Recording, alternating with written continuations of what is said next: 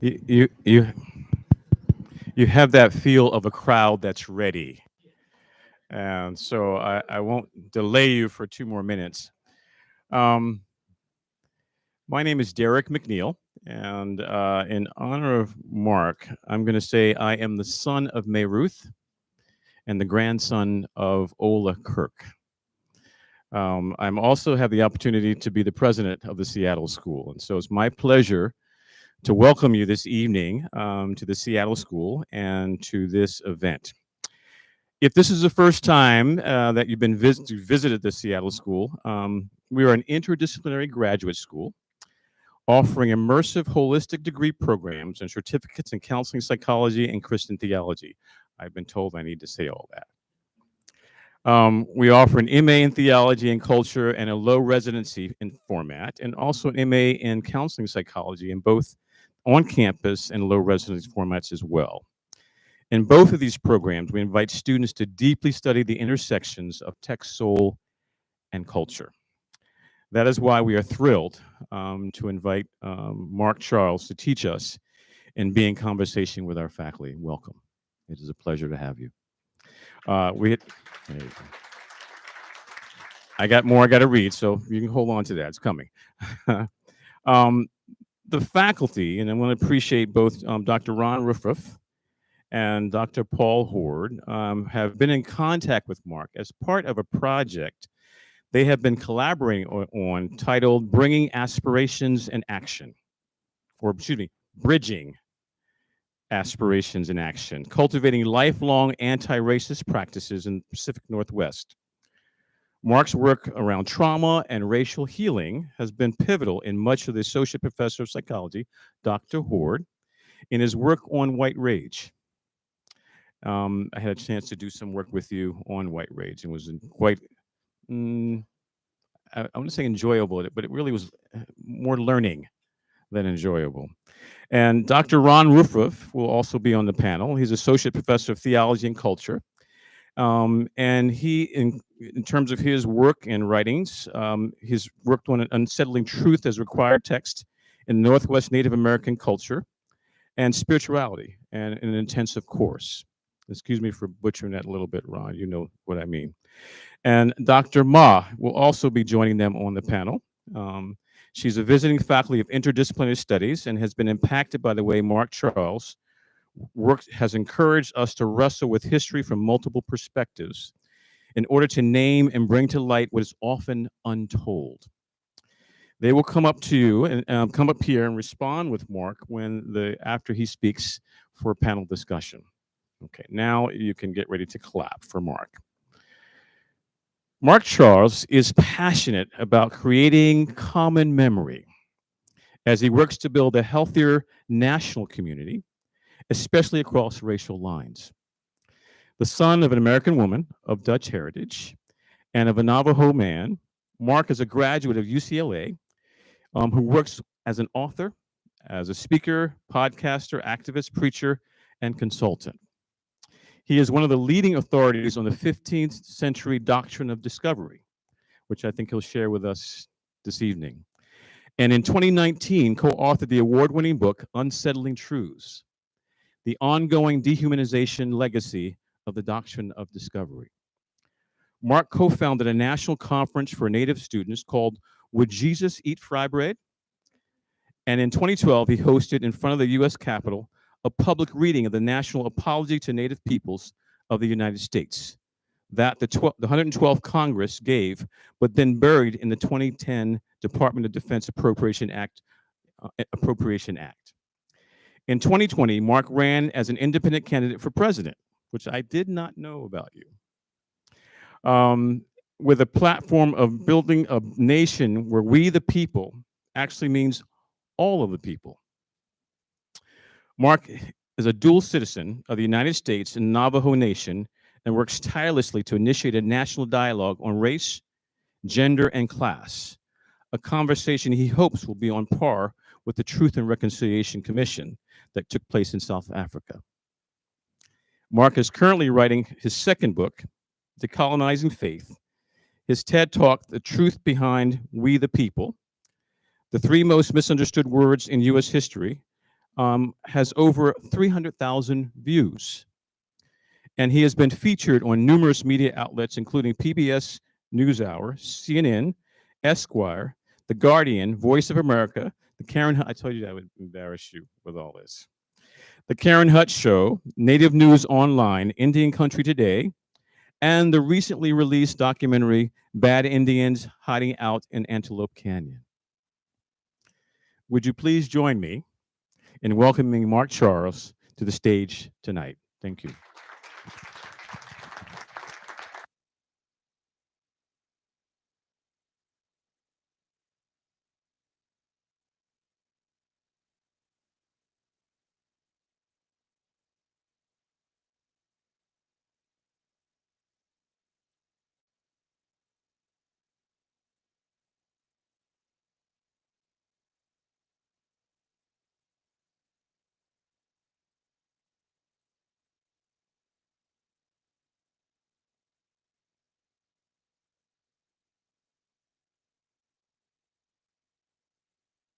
Can you hear me okay?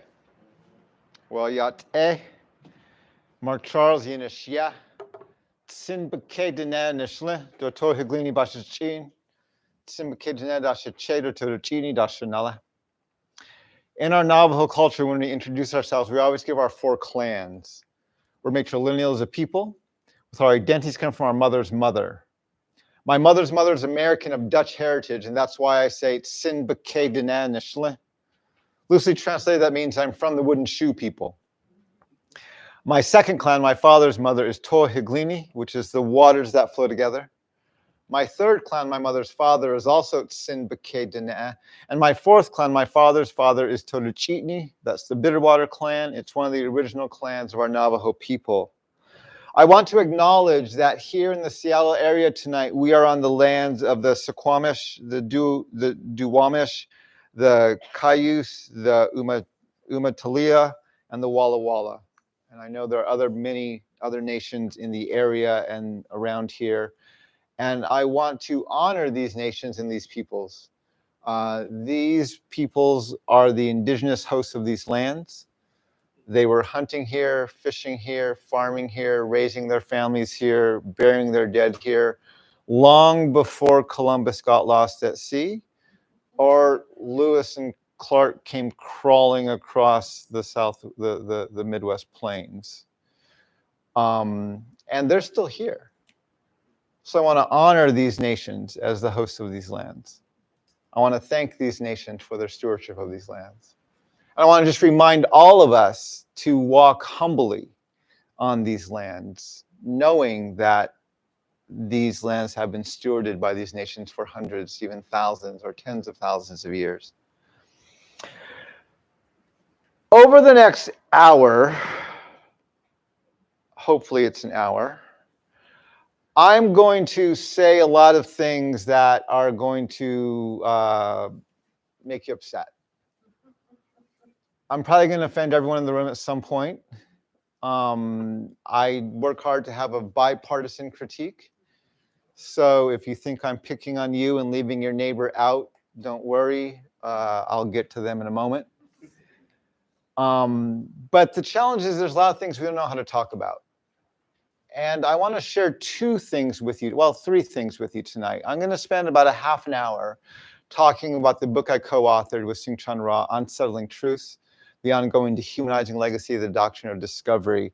We have some books here for sale afterwards if you'd like to buy copies of those books. One of the things I offer now, if people are interested, is I have what's called, I call it my book study special, where you can get it from me tonight or you can get it from me online. If you buy 10 copies of my book for the purpose of having a book study, my assistant will contact you and over the next year give you the opportunity to schedule a virtual Q&A with me. So you and your book study can come and ask questions after you've read the book. And so I have usually 1 or 2 of those Q&As a month, and I love those conversations. Because after my talks, when people first hear me, they're kind of freaked out and they ask the same questions. But after you've read the book, you've discussed it, and you've had a few nights of REM sleep in, and you've kind of processed a few things, there's much better questions, and we have some really good discussions in those sessions. So it's a great way to not only get people talking about and studying these things, but to have a Q&A with myself and bring that conversation a bit deeper. I encourage you to grab this QR code on your phone. You can order signed copies of my book from there, or the book study special. A link to a lot of, like, my TED Talk is on there, other videos I've created, and a lot of resources I'll be talking about tonight are on that QR code. So go ahead and grab that, and you can refer to those resources later after this session is over. So I'm going to talk about Unsettling Truths for about half an hour. I'm going to then talk about, well, this is also Unsettling Truths. I'm going to talk about trauma. And we're going to have a discussion about how trauma really influences the conversations we have or cannot have because we don't know how to talk about these things. And then I'm going to spend the last 15 to 20 minutes talking about a book I'm currently writing. It's my second book called Decolonizing Faith. And I'm going to segue from the writing of Unsettling Truths into Decolonizing Faith. And the purpose of Decolonizing Faith is I'm writing it almost as a part 2 to Unsettling Truths. So as we'll talk about in a few minutes, Unsettling Truths, it critiques and looks at how the nations and the church have misused the scriptures to justify things like enslavement and genocide and ethnic cleansing and manifest destiny. So we critique the United States and what they did, but we don't critique the passage in Deuteronomy where God tells the people of Israel to kill everybody in Canaan. Right? We don't bring that up in Unsettling Truths. But we do bring it up, but I do critique that in my next book. And so I'm going to introduce you to specific advice on what to include in your next book. Excuse me, just a moment. That is Gemini telling me, I don't know where he's even going at. Hold on, just a second here. This is really fascinating. I don't even know where Gemini went here. Setting should be believable and immersive. It should also contribute to the story's This is fascinating. Your language should be clear, concise, and appropriate for Yes. the target audience. Stop. Okay, we just silenced Gemini. Sorry about that. I don't know what happened there. But so I'm going to be talking about some of the questions I'm raising in this book. And these questions are going to be troubling. We're not going to have time to go in depth into all of them, but there's a lot of resources out there where you can find out more about them. On that QR code, one link is to my Patreon site. It's a subscription site that you can subscribe to me, and one of my levels on my Patreon site is called Decolonizing Faith, where I have several months worth of content where I've gone through all the different chapters of the book and the discussions I'm going to be bringing out in there. And also this Sunday, I'm going to be at New Light Fellowship Church. And I'm preaching on my sermon there is called Radical Inclusivity. And it's the first chapter of that book. And I look at the distinction of how Jesus interacts differently with Gentiles than he interacts with Jews and Samaritans. He's radically inclusive with Jews and Samaritans and holds Gentiles at arm's length. And I'm going to wrestle with that in that sermon. I'm also not going to have time to talk tonight about my third book, which I'm writing in the back of my head right now, called Decolonizing Health. I had hoped to bring in a few of that into the session here tonight, but we'd been here for a couple hours, so we're not going to do that. But at Rainier Avenue Church on Saturday evening at 7 p.m., I will be at 6 p.m., sorry, I will be presenting on that session. That whole session will be on decolonizing health. And I'm looking there at how Native peoples, because we've been left out, the mentality of discovery has silenced us and seen us as less than human with nothing to contribute, this nation doesn't know how to live well in these lands. And when you ignore the wisdom, so I talk a lot about the difference between scientific data and indigenous wisdom.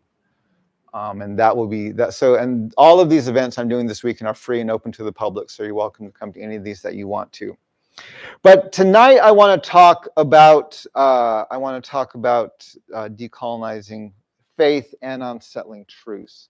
And I began this journey to looking at unsettling truths and the Doctrine of Discovery when I moved with my family. I was the pastor of a church in Denver, Colorado. And we realized that if I was going to continue ministering in the Native community and among my own people, I had to be back on the reservation. I had to be living among my people and experience life on the reservation. And so we moved from Denver, Colorado back to a traditional hogan. We were 6 miles off the nearest paved road on a dirt road. We lived in a one-room hogan with a dirt floor and log walls. We had an outhouse about 50 yards outside. Our neighbors were rug weavers and shepherds. And we lived there for 3 years to try to understand what life on the reservation was like. When we moved there, I made a very important decision, which is I decided to do what my people have been doing for hundreds, even thousands of years, which is to wake up every morning and go and watch the sunrise. And if you've read Unsettling Truths, you'll know that in the foreword of that book, the introduction of that book, I talk about the experience of watching the sunrise. Probably hands down one of the most important and transformative spiritual decisions I've ever made. It's one thing to watch the sunrise on Easter morning or when you have an early flight. It's always beautiful, it's always breathtaking, but it's something very different to wake up day after day, then week after week, then month after month, then year after year, and finally decade after decade, and watch the sunrise.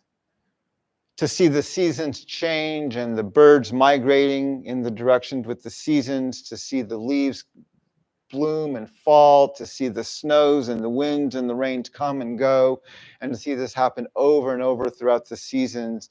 And it is one of the most transformative things that I've ever done in my entire life. So much that this is why I'm writing this book. When I'm writing this book, Decolonizing Faith Now, I am actually able to look at certain parts of our scripture and actually say, no, that's wrong. That's not who Creator is. Creator doesn't act that way. Creator doesn't do those things. And I'll talk about that later at the end. But I included that story of the sunrise at the beginning of this book because it's been the experience of watching the sunrise and of seeing that happen on such a regular basis and of building that relationship with Creator that gave me the courage to look at things like the Doctrine of Discovery and to wrestle with the massively systemic and institutionalized injustices that have plagued this nation since its inception.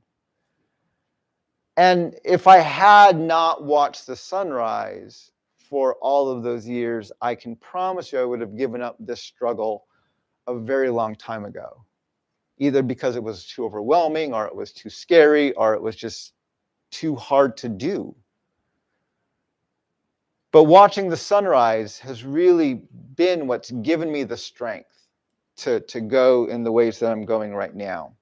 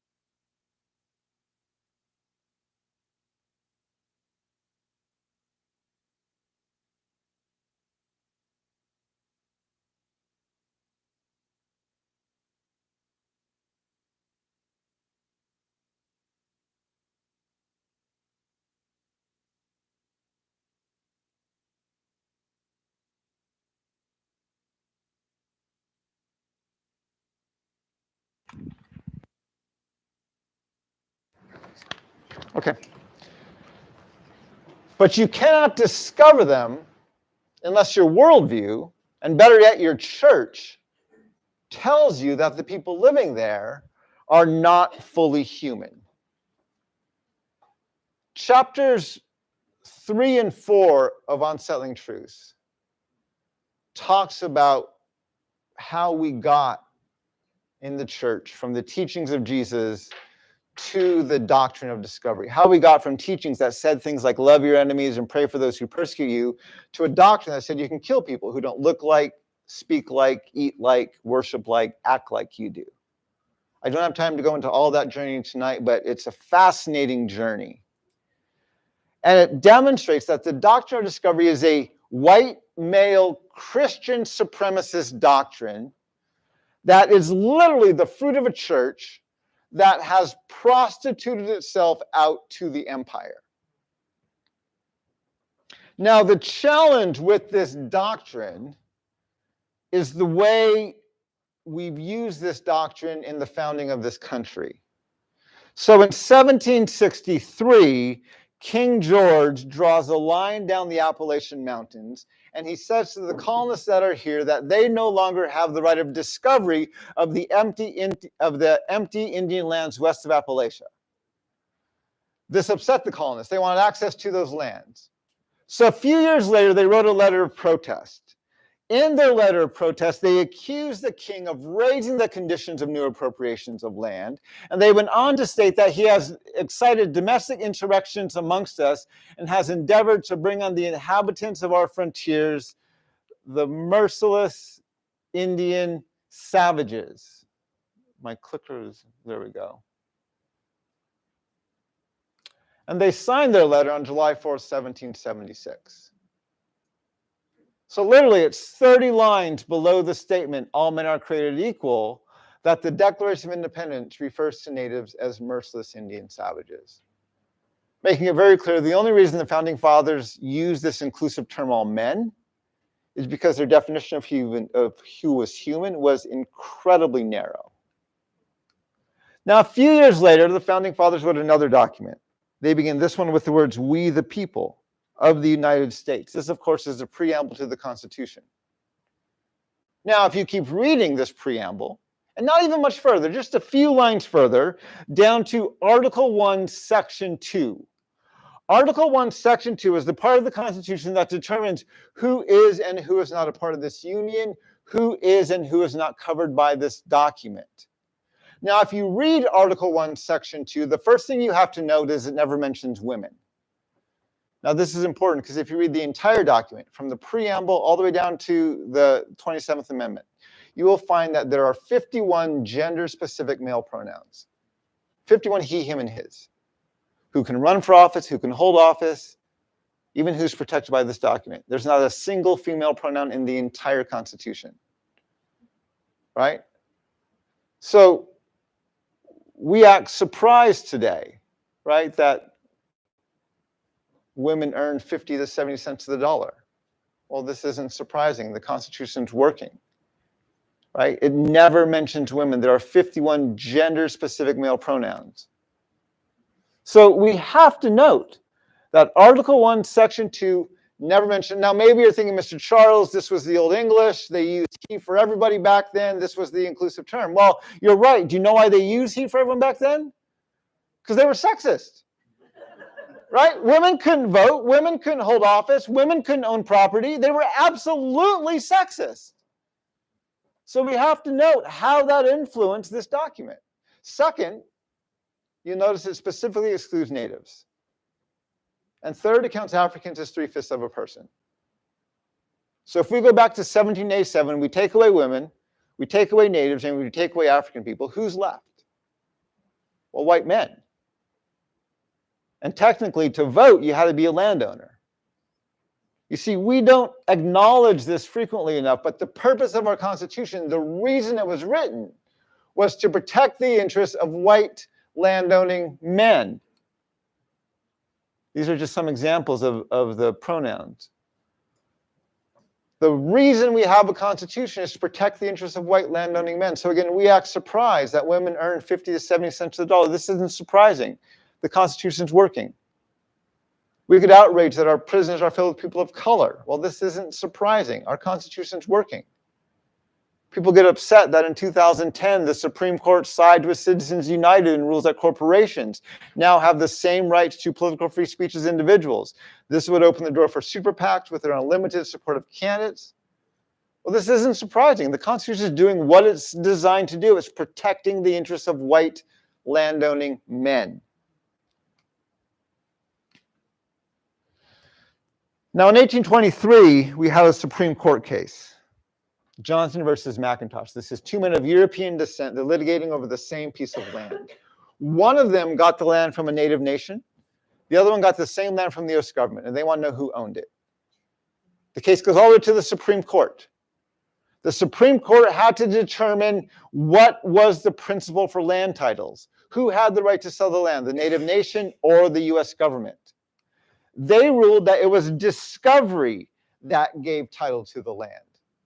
And then, because that might have implied that natives had some sense of sovereignty or ownership of the land, they went on to state that, but the tribes inhabiting this country were fierce savages whose occupation was war and whose subsistence was drawn chiefly from the forest.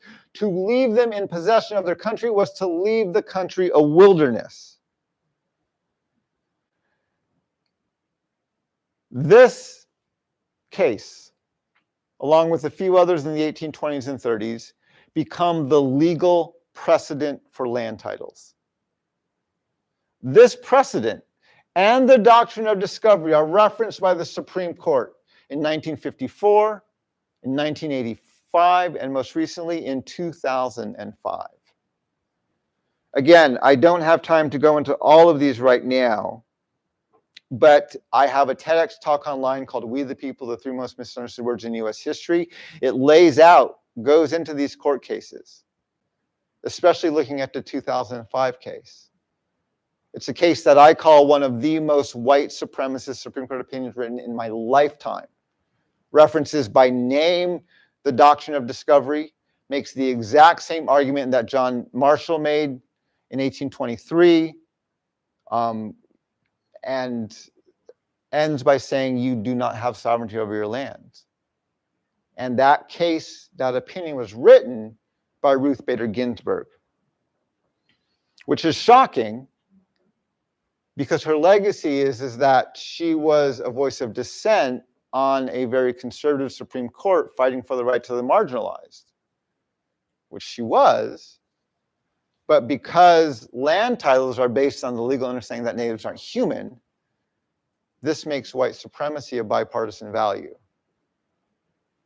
which Justice Ginsburg demonstrated very well in that opinion she wrote back in 2005.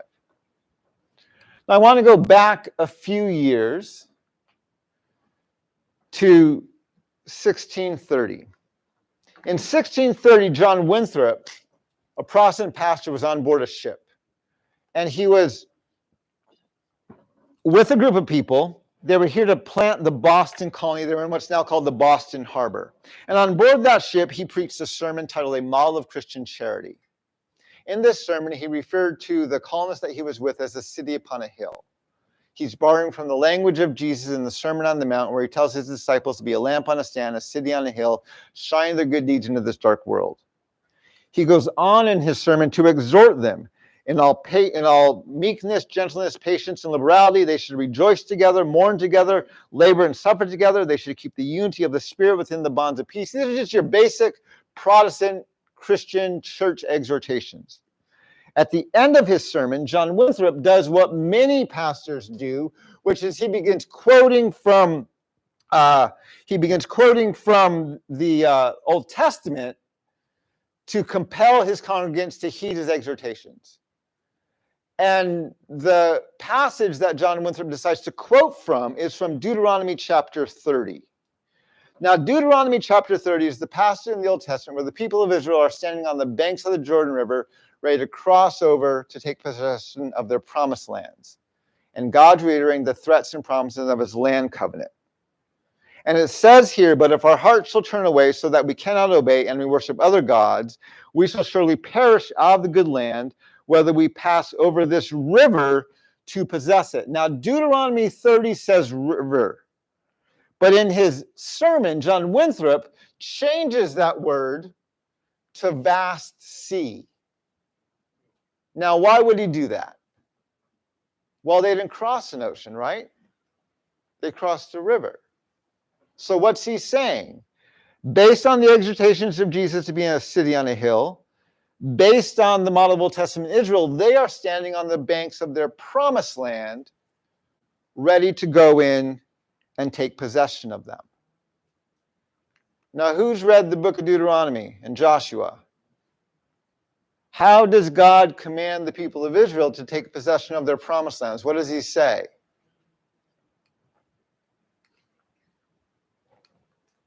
Well, in Deuteronomy chapter 20, it says, however, in the cities of the nations the Lord your God is giving you as an inheritance, do not leave alive anything that breathes. Completely destroy them as the Lord your God has commanded you.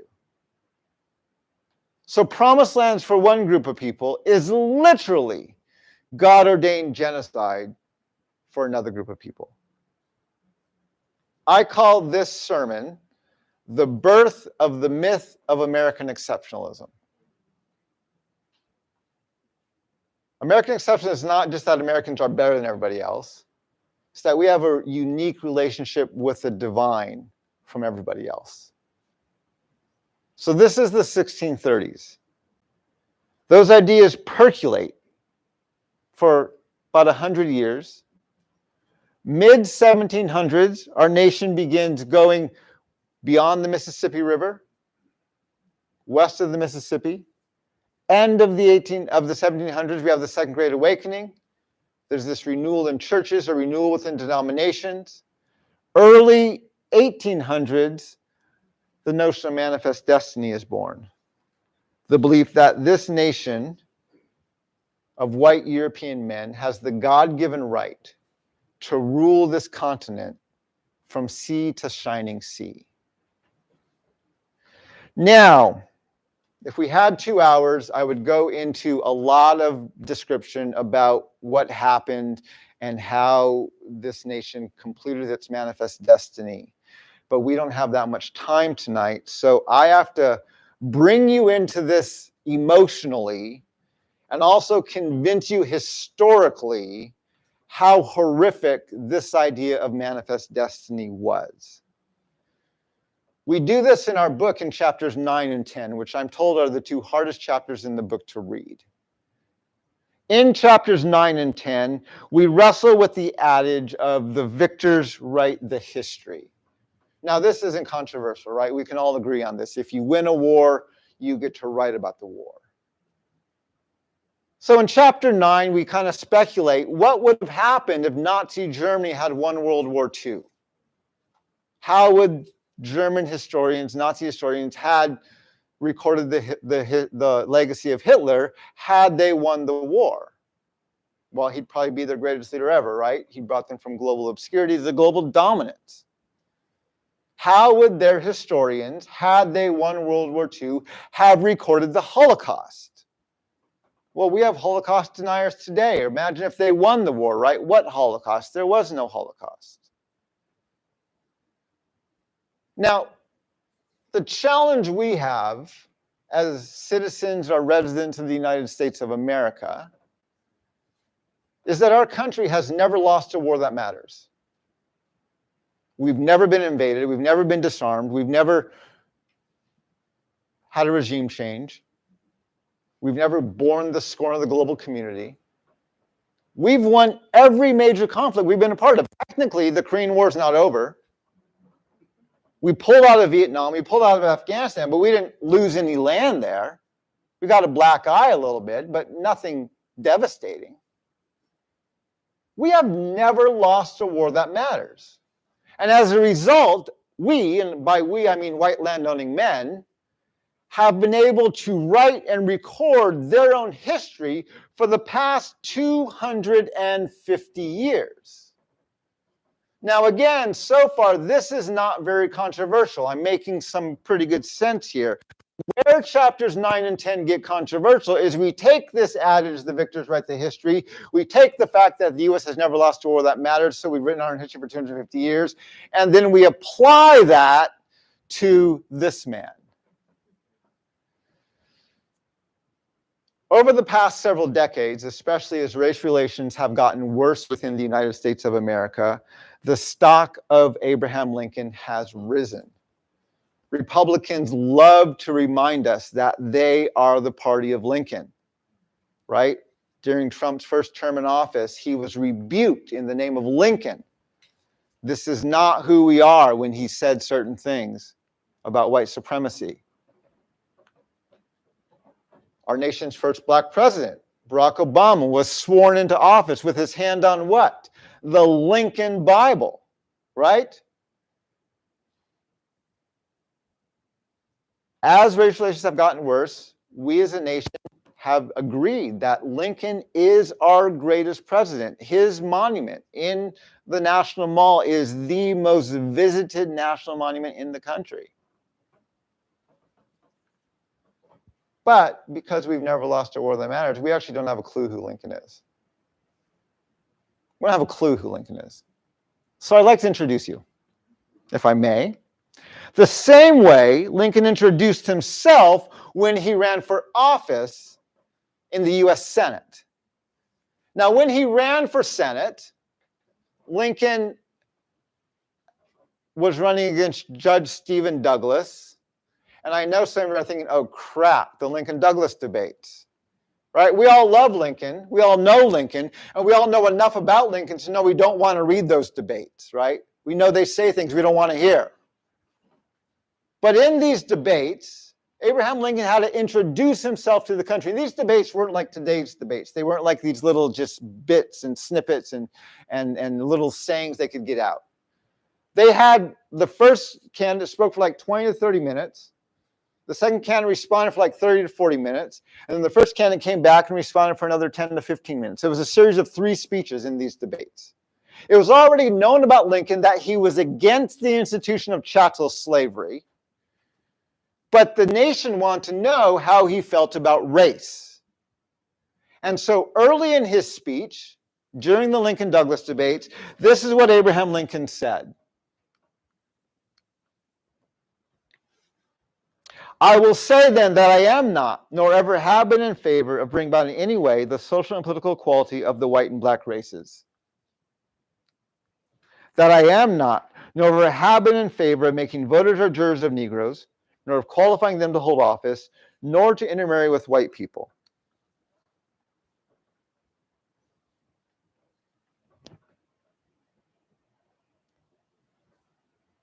This isn't changing. Oh, there it is.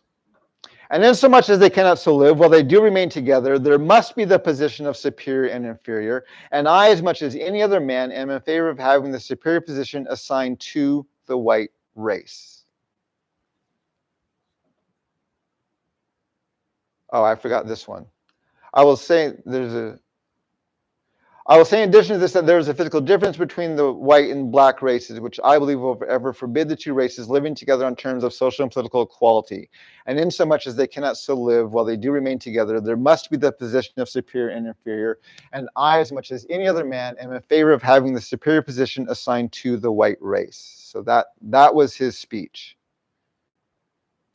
Now, you might be thinking, why would you introduce yourself this way? Right? Why would you go public with this at the beginning of a major campaign like that? Well, think back to the midterm elections of 2022. What happened just prior to those elections? There was a fairly major Supreme Court case, right? And Roe versus Wade was overturned. And everyone who ran for office in 2022 had to take a position on Roe versus Wade, on the right of a woman's right to choose, or on abortion. They had to take a position. Everyone had to make a decision on that.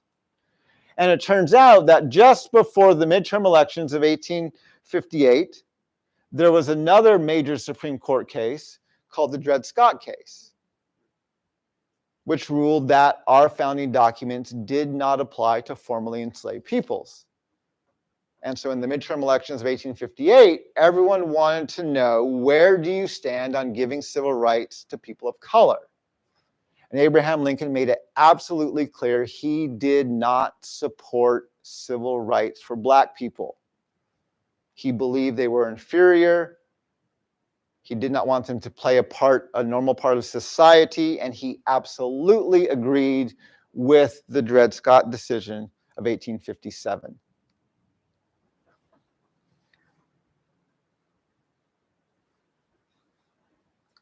Abraham Lincoln was a blatant, unapologetic, and self-proclaimed white supremacist. I don't have time to go into all the other ways I could prove this to you, but I'll just give you one more. The 13th Amendment. Most people are surprised to learn it doesn't actually abolish slavery. 13th Amendment says neither slavery nor involuntary servitude, except as a punishment for crime, whereas the party has been duly convicted, shall exist in the United States. 13th Amendment doesn't abolish slavery. It redefines and codifies it, constitutionally protects it under the Constitution. If you're ever wondering why we have the highest incarceration rate of any country in the world, and why we incarcerate white people at 1/3 the rate that we incarcerate people of color, it's because the criminal justice system is absolutely where slavery is still legal and where we can legally remove the civil rights of people of color. Now, this is just a side note, but it's fascinating, right? That both Donald Trump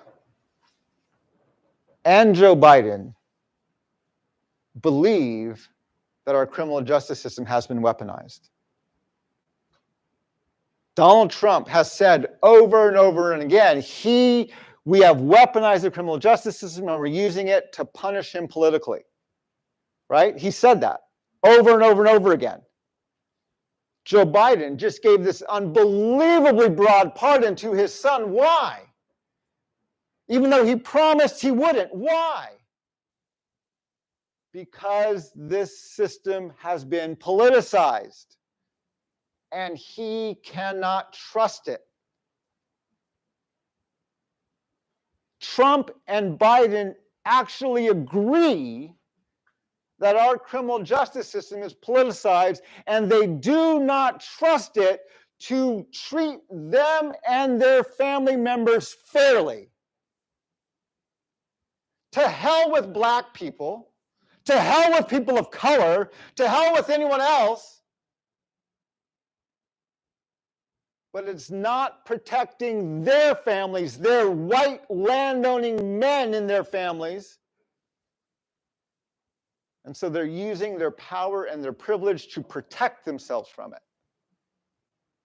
Trump and Biden, as we'll see later and throughout this lecture, are actually not that different. The Democrats and the Republicans are actually not that different. They're good cop, bad cop for the same unjust system. So Abraham Lincoln was a blatant, unapologetic, self-proclaimed white supremacist until the day he died. And we haven't even talked yet about his policies towards Native peoples. So in 1862, he lost that election in the Senate, and he went on to run for president he lost in 58, he went on to run in 1860, and he won. In 1862, he signed two bills. He signed the Homestead Act and the Pacific Railway Act. The Homestead Act allocated 160 acres and was willing to go west and homestead for 5 years. The Pacific Railway Act gave the land and the resources to complete the Transcontinental Railway. Within 2.5 years after signing these bills, Abraham Lincoln demonstrated what he thought of Native peoples. In the fall of 1862, there was a war between the Dakota and the settlers in Minnesota. It was a bloody war, about 30 days long.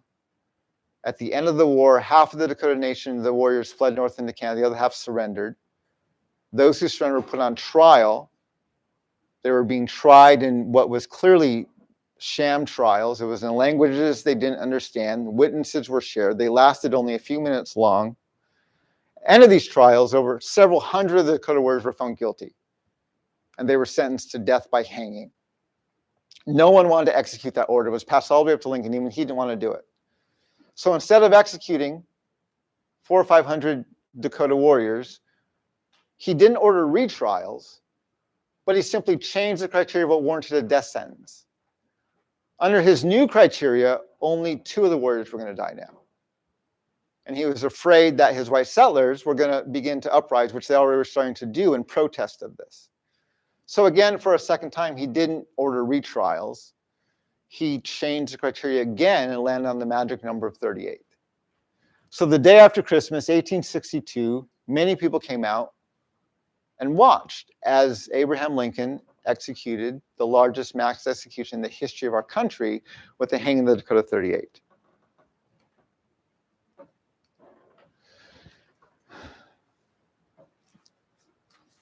I just want to read this for you.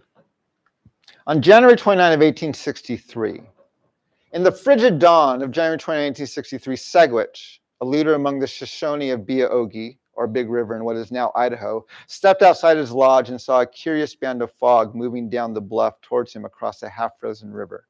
The mist was no fog, though. It was steam rising in the sub-zero air from the hundreds of U.S. Army foot soldiers, cavalry, and their horses. The Army was coming for his people. Over the next 4 hours, the 200 soldiers under Colonel Patrick O'Connor's command killed 250 or more Shoshone, including at least 90 women, children, and infants. The Shoshone were shot, stabbed, and battered to death. Some were driven into the icy river to freeze or to drown. This is known as the Bear River Massacre. In February of 1863, Abraham Lincoln nullified the treaties with all the native nations in Minnesota. In March of 1863, without treaty or renegotiations, he ordered the removal of all the native nations from the state of Minnesota. They were put into barges, they were put onto wagons, they were marched out, shipped out of the state into the Dakota territories, into land that was not sustainable for them.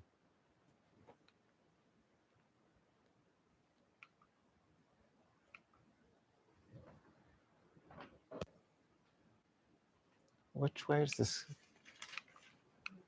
I don't know which way this is going.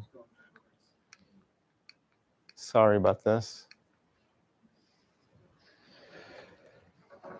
In the fall of 1863, General Carleton of the U.S. Army gave this order. Henceforth, every Navajo male is to be killed or taken prisoner on sight. Say to them, go to the Bosque Redondo, or we will pursue you and destroy you. We will not make peace with you on any other terms. This war shall be pursued until you cease to exist or you move. There can be no other talk on this subject.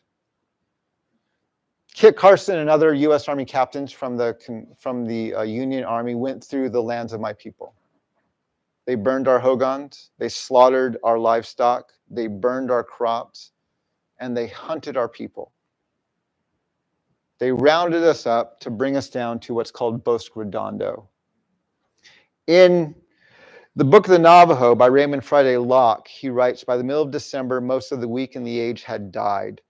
There is hardly a Navajo family that cannot remember tales of an aged grandfather, a pregnant mother, or a lame child that had to be left behind when the camp had to be quickly deserted. The patrols were not interested in taking captives. It was too much trouble to transport them back to the forts. Any Navajo they saw was shot on sight. Mothers were sometimes forced to suffocate their hungry, crying babies to keep their families from being discovered and butchered by an army patrol.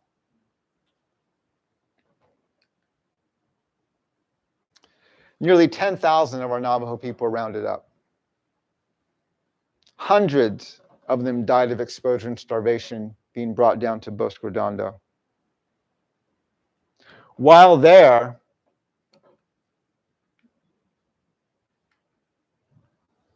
D. Brown in the Heart, Bury My Heart at Wounded Knee wrote, it was a wretched place, they said. The soldiers prodded them with bayonets and herded them into adobe-walled compounds, where the soldier chiefs were always counting them and putting numbers down in little books. To shelter themselves from rain and sun, they had to dig holes in the sandy ground and cover and line them with mats of woven grass. They lived like prairie dogs in burrows. Crowded as they were, disease had begun to take a toll on the weaker ones. It was a bad place, and although escape was difficult and dangerous under the watchful eyes of the soldiers, many were risking their lives to get away. Nearly a quarter of my people died while imprisoned. They called it a reservation, but that's not what it was. It was a death camp. It was a death camp that was approved by none other than Abraham Lincoln in 1864. In the spring of 1864, Abraham Lincoln signed a second bill for the Pacific Railway Act, the second half of it. This doubled the land and the resources given to the Transcontinental Railway. And it gave the railway companies the mineral rights to the ground to incentivize them financially to work faster. On November 29 of 1864, the Cheyenne and Arapaho were on their treaty lands in eastern Arizona. They were waving a white flag of surrender and an American flag to show they were there peacefully. A Union army led by a Methodist pastor came over the hill, and he ordered all of them slaughtered. It was early in the morning. The warriors were out hunting. It was elders, women, and children in the camp, and they went through and slaughtered them. Later that night, the soldiers paraded the genitalia of the Cheyenne Arapaho down the streets of Denver in celebration of this massacre.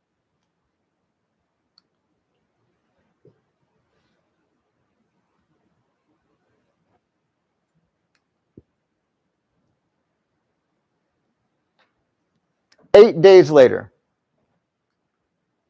Abraham Lincoln was giving his State of the Union, our State of the State address, our State of the Union address.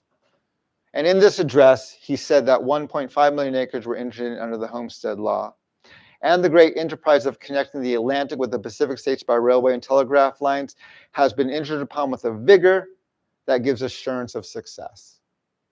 What made him so confident? Why was he so confident 8 days after the Sand Creek Massacre that they were going to complete Manifest Destiny? What made him so confident? This is a map of the Transcontinental Railway lines going across the country. The primary line had reached Omaha, Nebraska. It had to go through Colorado, Wyoming, Utah, Nevada, and come out near LA or San Francisco. There was a northern route that started in Duluth, Minnesota. It had to go through Minnesota, North Dakota, Montana, Idaho, and come out near Seattle. And there was a southern line going through northern New Mexico, northern Arizona, and come out near LA. You can see after the removal of the Dakota Winnebago from Minnesota, after the Bear River Massacre of the Shoshone in northern Utah and southern Idaho, and this was only a stone's throw from where the Golden Spike was eventually laid.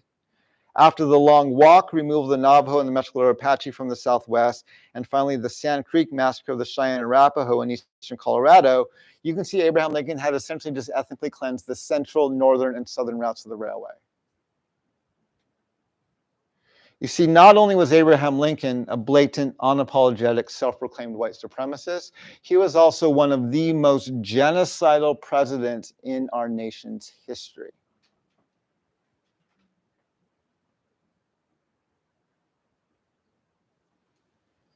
And just so you don't think it was only him, in 1851, Peter Burnett, who was the governor of California, said this in his State of the State address. He said that a war of extermination will continue to be waged between the races until the Indian race becomes extinct must be expected. While we cannot anticipate this result, but with painful regret, the inevitable destiny of the race is beyond the power or the wisdom of man to avert. He's not saying famine's broken out and we can't feed these people. Nor is he saying disease has struck and we can't stop its spread. He's literally saying we can't stop killing them until we complete our manifest destiny. And this is perfectly in line with Promised Land theology.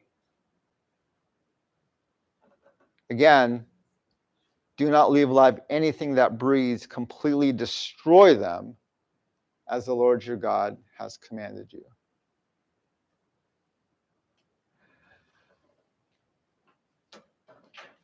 I'm convinced that the United States of America needs a national dialogue on race, gender, and class. It's a conversation I would put on par with the Truth and Reconciliation Commissions that happen in South Africa, in Rwanda, and in Canada. But I would not call ours truth and reconciliation. Reconciliation implies there was a previous harmony, which is not accurate, right? We're not restoring a harmony that existed previously. We have to actually build a healthy relationship for the very first time. I would call ours truth and conciliation. And this is one of the things I'm working on tirelessly to try and talk about and promote and get our nation to wrestle with. There's a fantastic quote by a native elder. His name is George Erasmus. He used this quote when he was writing about the Truth and Reconciliation Commission in Canada. The quote he used says, where common memory is lacking, where people do not share in the same past, there can be no real community. If you want to build community, where community is to be formed, common memory must be created. I love this quote because I think it gets to the heart of our nation's problems, especially regarding race, which is we don't have a common memory. We have a white majority that remembers this mythological history of discovery, expansion, opportunity, and exceptionalism. And we have communities of color that have the lived history of stolen lands and broken treaties, of enslavement and Jim Crow laws, of families being ripped apart at our borders. And there's no common memory. And we all can agree that, especially across racial lines, community is actually in the pits right now, not even close to existing. We need to create this common memory. But we have a problem. And the problem is our trauma. Now, when I first mention trauma, most people immediately think of what's called PTSD. Post-traumatic stress or post-traumatic stress disorder, right? Post-traumatic stress is an individual diagnosis from someone who's experienced a single horrific event. It affects you mentally, physically, emotionally, relationally. It's kind of this all-encompassing condition, but it's an individual diagnosis for someone who's experienced a single horrifying event. Now, there's another trauma out there called complex PTSD. Complex PTSD doesn't come from a single event, it comes from a series of events. So if you can get PTSD from being assaulted, you can get complex PTSD from living in an abusive relationship. If you can get PTSD from being in a battle, you can get complex PTSD from living in a war zone. Psychologists have observed that the symptoms of a complex PTSD are noticeable in the children and grandchildren of the people who experience the trauma. They don't know quite how it got there, but they do observe it in the later generations of the people who experience the trauma. Now, there's a third trauma called HTR. HTR, and I can show you some of these, sorry. HTR was first observed by Maria Yellowhorse Braveheart in the 1980s. And she was looking at the survivors of boarding schools. And she found what she called historical trauma. Historical trauma is not an individual diagnosis. Historical trauma is actually how psychologists understand the dissatisfaction that exists within a broad community. You can see it very clearly in survivors of boarding schools. You can also see it in Black communities that have experienced Jim Crow or enslavement or segregation. You can see it in Jewish communities after the Holocaust. You can see it in Japanese American communities after the internment camps. So I refer to historical trauma as a multi-generational communal manifestation of a complex PTSD. Does that make sense? Now, understanding this trauma is very helpful because if I understand both a PTSD, a complex PTSD, and historical trauma, I can prepare for my audiences, right? Who's going to be here? And I may see this throughout the entire audience. I may see it all three within one or two people, right? And if I know that trauma is there, I can prepare for it. I can make sure I say things in a way that doesn't trigger people. I can make sure I have resources available for those who are triggered. I can help get my message across more clearly by understanding the trauma in the room. The problem is who is the most disruptive member or demographic of an audience when we're talking about race? It's white men, right? They're the most disruptive audience. When I was first starting to talk about these sorts of things, I would go out and I would speak. And I would lay out my arguments. And it didn't happen every time. But it happened frequently enough that I estimated it was 0.5% of my audience, my white male audience, was going to be so bothered by what I said that they would stand up in the middle of the lecture and call me a liar. And I would go up and I would speak, and if they didn't stand up and call me a liar, after my presentations, I would have two lines of people in front of me to come ask questions. One was a line of people of color, and they were almost giddy, right? I didn't know all those names and dates, but I knew that this history was bad. Thank you for putting names and dates and context to all of that. And then I would have a line of white people, and they would just be like deer in the headlights. And they would look at me and they would say two things. I had no idea the history was that bad. Tell me how to fix it. Now, I've done some research in the psych field. I have some colleagues in the psych field that I've worked with in the past. And I went to them and I said, I think I'm observing trauma in my white audience, but I don't know how to categorize it. It's not a PTSD, a complex PTSD, or historical trauma. They're not victims of anything, but I'm observing at least symptoms of trauma in my white audiences. I went to one of my colleagues and I flew out and we spent a day together. We read research, we had some phone calls, we looked at a bunch of stuff, we talked things out. And at the end of the day, he said to me, he said, Mark, when you first came in my door, I was skeptical that you were observing trauma, but you've convinced me you're observing trauma. But I have no idea how to categorize it. I don't know what it is or where it's coming from. A few months later, I found this book by Rachel McNair. And the title of this book is Perpetration-Induced Traumatic Stress, PITS. Rachel was studying what she calls the psychology of killing.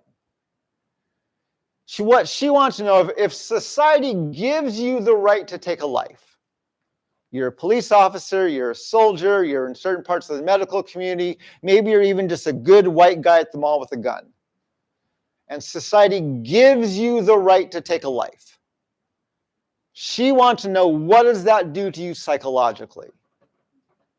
She found it creates what she labeled a perpetration-induced traumatic stress that had all the symptomatology of a PTSD, except PTSD afflicted the victim of a horrifying event, whereas PITS afflicts the perpetrator, the person who caused it.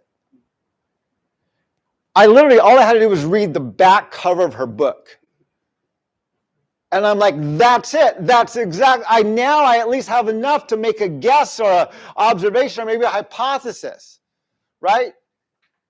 If PTSD has a multi-generational communal manifestation at a complex level that we can call historical trauma that afflicts communities of color, might not PITS also have a multi-generational communal manifestation at a complex level, which is the trauma that I've been observing in my white audiences around the country? And this allowed me to develop some tools to deal with that trauma.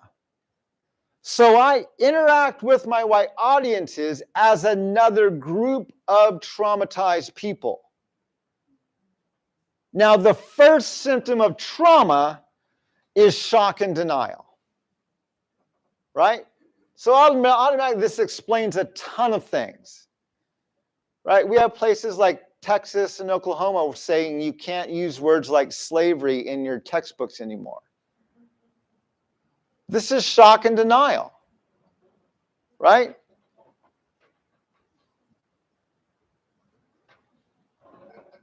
Now, one of the things, so the first symptom is shock and denial. One of the things that, there's several reasons I find treating my audiences as traumatized is very helpful. And it allows me to do several things. So who's in the psych? I know this is a school of psychology and theology. We have some psych majors. So when you deal with triggers, right? When you trigger someone, a trigger is something, a sight, a sound, a smell. It brings you out of your reality and back into the chaos of the moment of when the trauma occurred. So let's say, and so because the first symptom of trauma is shock and denial, right? Usually it's your friends, your family, your coworkers, your roommates who observe your trauma before you do. And maybe they can talk you into going to see a counselor because they say, hey, I think you need some help. So you go to a counselor. And say you're in your counselor's office, and for whatever reason, butterflies are your trigger, okay? And so while you're talking to your counselor, you start getting tense, you start getting hyperventilating a little bit, you start going into a little bit of a panic attack because there's a swarm of butterflies flying by outside the window. Now, your counselor, if they are worth their salt, they're going to keep you safe. They're going to keep themselves safe. They're going to let you have your episode. And then they're not going to go exterminate the butterflies, right? Because the butterflies aren't actually the problem. But the next time you're back in their office, they're going to say, so we should probably talk about butterflies. Why? Because that's what brought you back into the chaos of the moment. You went into fight or flight, no pun intended, but that's what happened, right? You went into this state.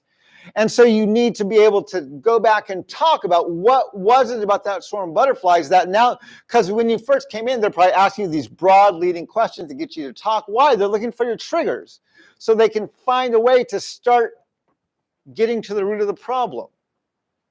And so the problem with white people, because we do one of two things with white people in our dialogues.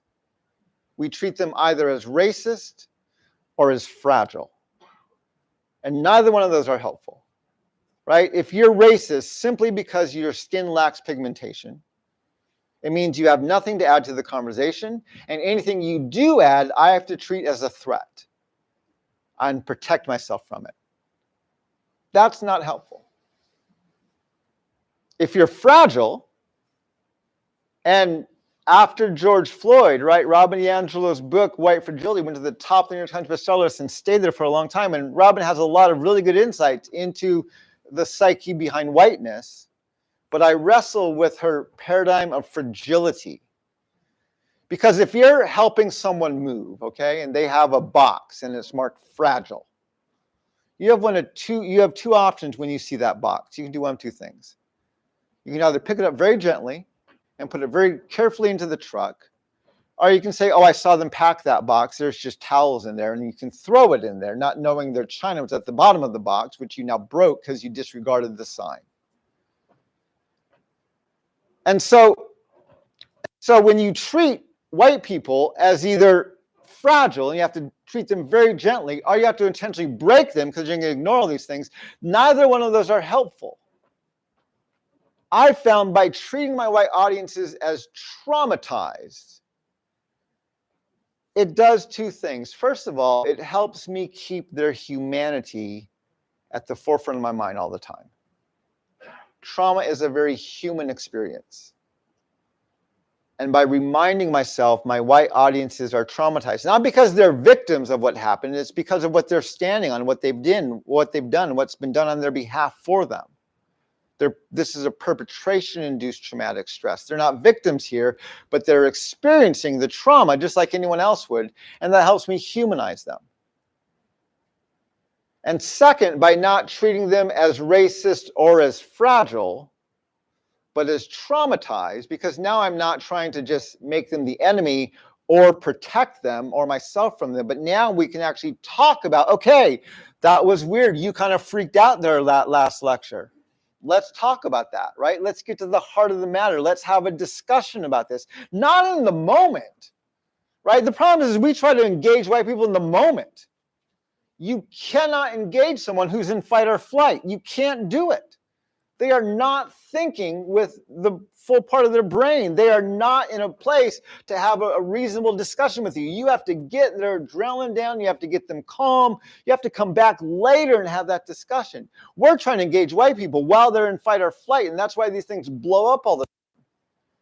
And so by understanding my white audiences as traumatized, it allows me to be more strategic about how and when and where I engage them, and even to make sure that I don't needlessly trigger them in one of my lectures so they're going to stand up and call me a liar.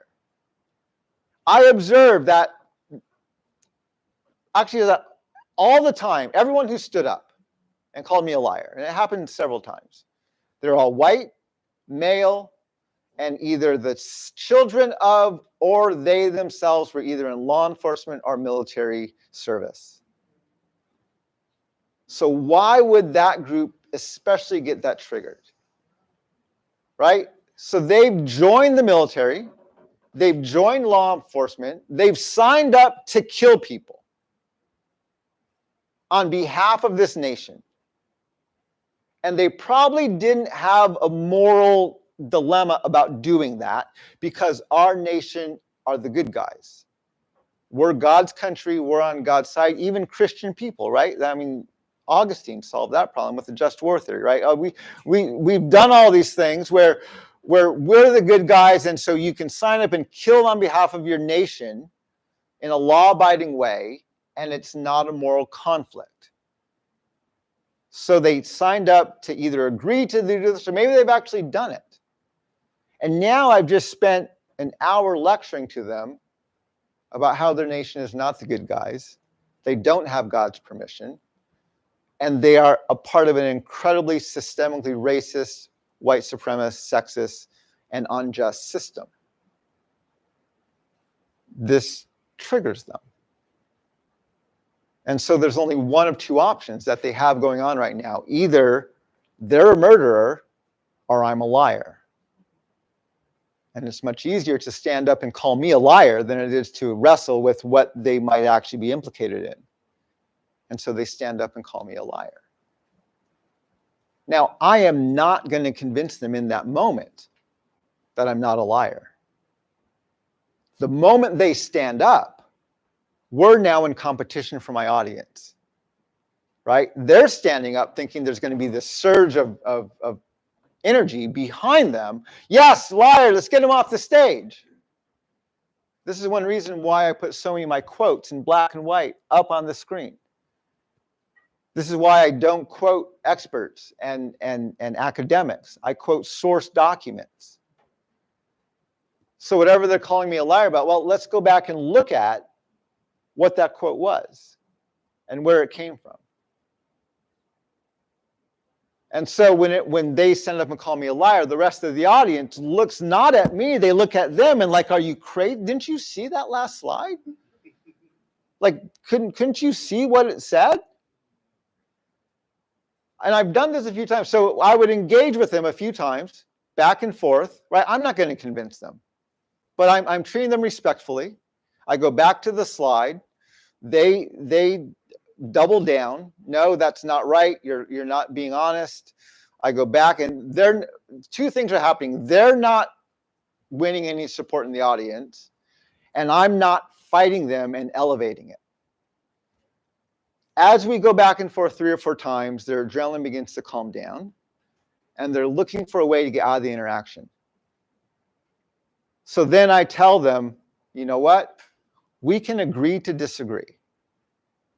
But I have a whole room full of people who want to hear the rest of the lecture.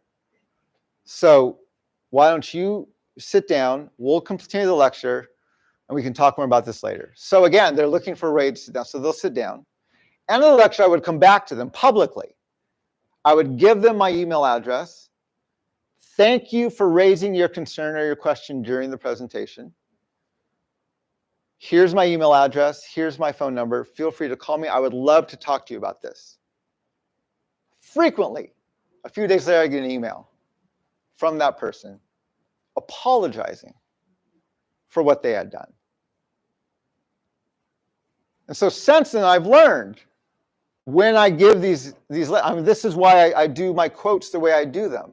This is why there's a lot of things I do within my lecture. You don't know this, but I'm treating my audiences as traumatized people. And I've been fairly effective since then to keep you in your seats. When I give my 2-hour lectures, I actually stop in the middle just after I do all the genocide stuff and just before I do Lincoln, and I ask people to, in 2 or 3 words, tell me how they're feeling. And just emote. It's fascinating. My people of color say things like, you know, I knew it was that bad, or they say things like, I feel relieved, you know, I feel grateful to hear these things, to learn these things. And my white people are like, I feel overwhelmed and ashamed, and I feel lost, and I want my tuition back for my history classes, right? I mean, they're just, but there's these 2 different responses coming up, and then I repeat all of them out loud, so even those who aren't saying anything can be a part of that public expression of emotion. And then once I do that, now I can go in and deconstruct Lincoln. If I don't do that, they may not stand up and call me a liar, but they will be emotionally checked out and won't be able to hear what I'm saying at all. So anyway, I wanted to bring this into this discussion because I know you study psychology. This is theology and psychology here, and I wanted to bring this in even a little more in depth than I've done in the past because these are important things to understand about how do we wrestle with these things, even in these kind of public places of discourse. And what does it mean to engage with traumatized people when you're on a stage? And how do you do it not just with a PTSD, but also with a perpetration-induced traumatic stress? I think I'm way over my time limit. Where are we on time? Is it 8:30? Am I? So we're over, right? We are. Give me 5 minutes, and then we can go into the panel. I want to end this with just 5 minutes about my next book, which is Decolonizing Faith. No, I don't have time to go into that. I'm going to end it with a discussion on white Christian nationalism.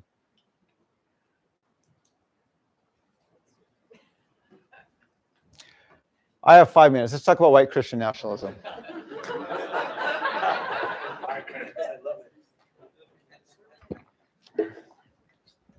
This is a topic in our country where we have absolutely taken and placed blame on sides. And we are all, most people who live left in politics are convinced that the problem with our nation is white evangelicals, white conservatives, white Christians. They are Christian nationalists, and they're using that position, and they're destroying our country, and they're doing all these horrible things. So let's go back a few years to 2020. George Floyd was publicly lynched. I was actually running for president. I was running on a platform to build a nation where we the people actually means all the people. I was running to deal with foundational level problems like the fact that slavery is still legal in our Constitution, and our Declaration of Independence refers to natives as savages, and to this day land titles are based on a doctrine of discovery. And when George Floyd happened, I thought this would be an opportunity for my campaign to get a little press, because no one else was talking about the systemic problems of our criminal justice system and of our nation itself. But no one wanted to have that conversation. Do you remember what Donald Trump's solution was to George Floyd? Anyone remember? We might maybe perhaps want to think about banning one or two types of chokeholds. And remember Joe Biden's solution? Let's train our officers to shoot people in the kneecaps instead of in the chest. Those were their solutions. Neither of which helped Jacob Blake, who was shot in the back a few months later.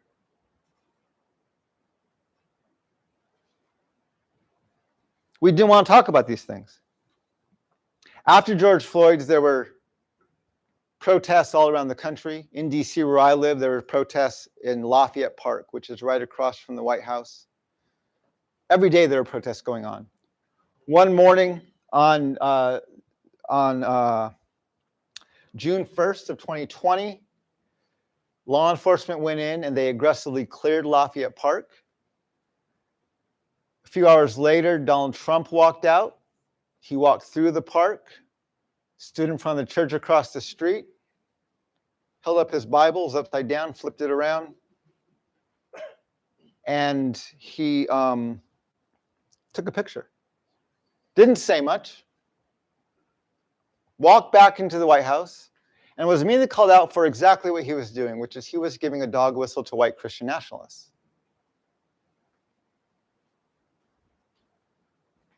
Now, during the 2020 campaign, Joe Biden was running as the anti-Trump, right?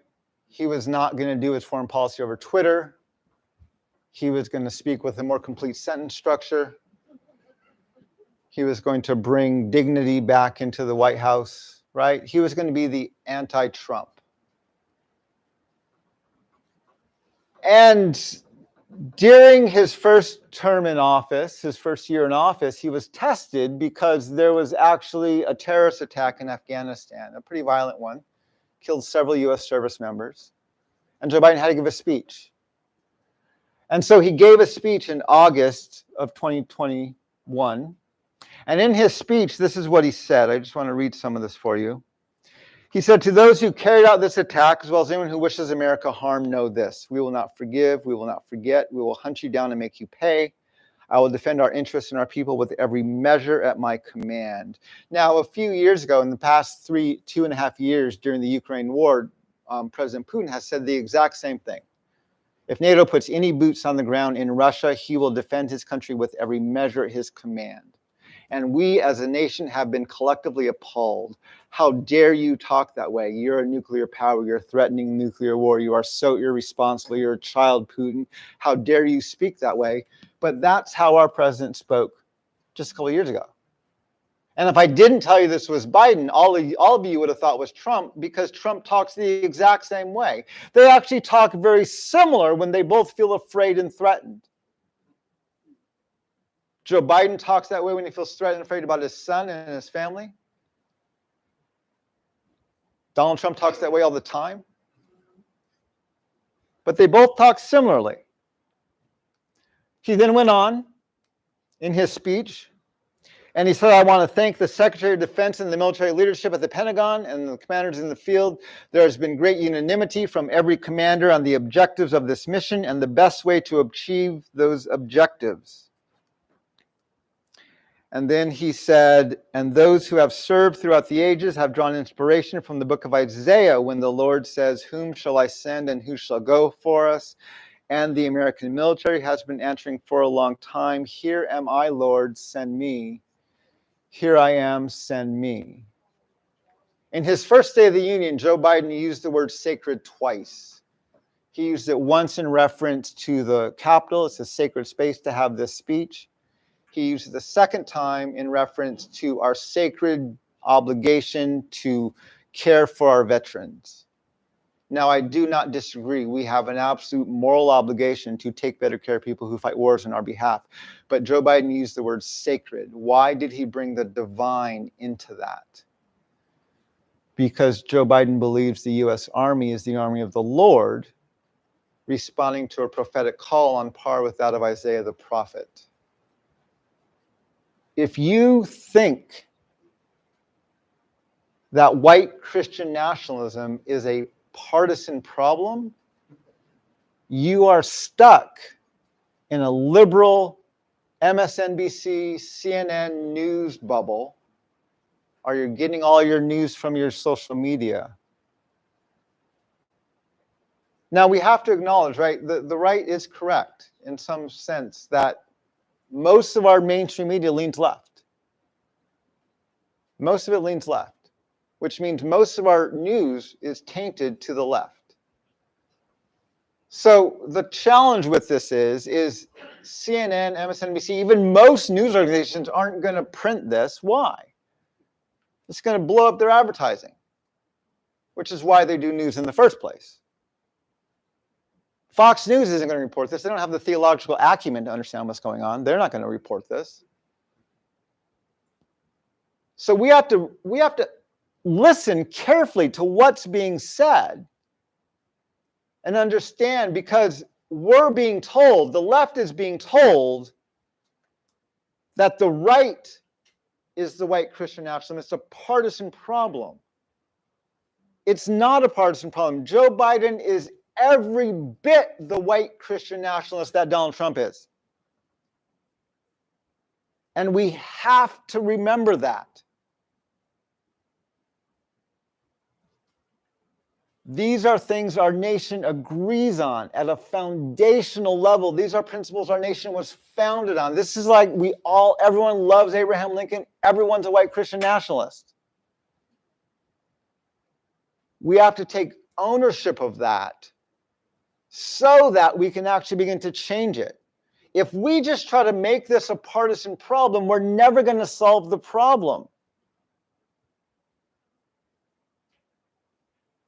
And that's the problem with our politics. Our politics are we're children when it comes to politics. We have a very, very simplistic two-party system that turns every single dialogue binary.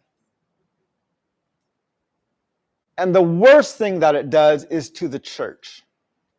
Because what our binary, simplistic, childlike politics does to the church is it makes Christians either protesters or lobbyists. I live in Washington, D.C., and I can tell who's in office just by who comes to town for what. During Donald Trump's first term in office, all of my conservative friends came to town to me at the White House. All my liberal friends came to town to protest. During Joe Biden or President Obama's terms in office, all my liberal friends came to town to meet at the White House, and all my conservative friends came to town to protest. The problem is when you lobby or when you protest, you're not telling the truth. You're not being honest. You're either raising up it to make the other side look bad, or you're diminishing it to make your side look good. That's the whole point of lobbying and protesting. And the point of the church, the role of the church, is not to lobby or protest, it's to be prophetic. It's to tell the truth. And we're not telling the truth. We're not being honest. And both sides are equally at fault here.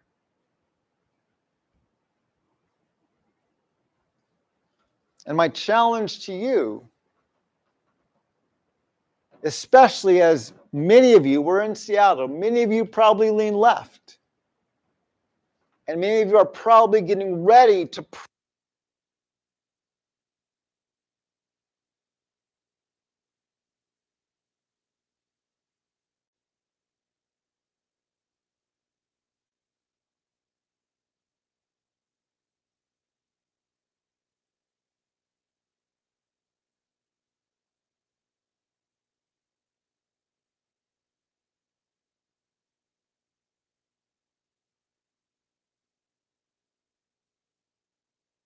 critique.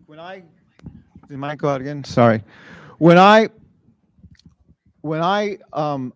actually have an easier time prophesying to the right than I do to the left. When I can convince an audience, one of my best Unsettling Truths book tours was in Orange City, Iowa, which is a stone's throw from where Trump said he could shoot someone in New York and not lose a single supporter. And I went there and I gave a very strong presentation, and I challenged the Republicans. And the next day, a former professor from Dort wrote an op-ed in his blog, and it was titled "Mark Charles Prophet." And basically, he said to his small town of Orange City, Iowa, "We were visited by a prophet yesterday, and we need to listen to this better." And when I talk to the right, if I can do one of two things, I can rebuke them. If I can convince them I know the scriptures as well as they do, and if I convince them I'm not just trying to convert them to the other side's way of thinking, I can actually have a real honest discussion with conservatives about many of these things. It's much harder to do with the right. I say critiquing the right is like critiquing a 3-year-old. They're not quite sure what they're doing, and they're fairly easy to correct. Critiquing a liberal is more like critiquing a teenager. They know what they're doing. They know they probably shouldn't be doing it, but they're going to try really hard to convince you that they're doing the right thing. And they're going to be a bit more sly about it. It's two very different worlds as I've gone around the country this way. But what I want to encourage all of you in is don't just look at the next 4 years as this is a chance to protest. Think about what does it mean to be a truth teller? And start by critiquing your own side. Start by, because you're not going to get anywhere if you're a prophet when your party's out of, that's the same thing as lobbying and protesting. But if you can tell the truth all the time, that's what this is really about. And I want to encourage you in that.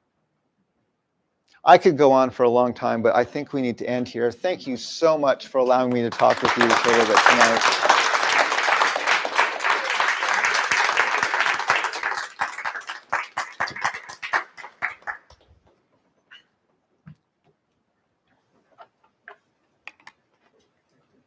We want to give you all a bio break. So we'll take a 3-minute break. It is 8:42, so come back at 8:45.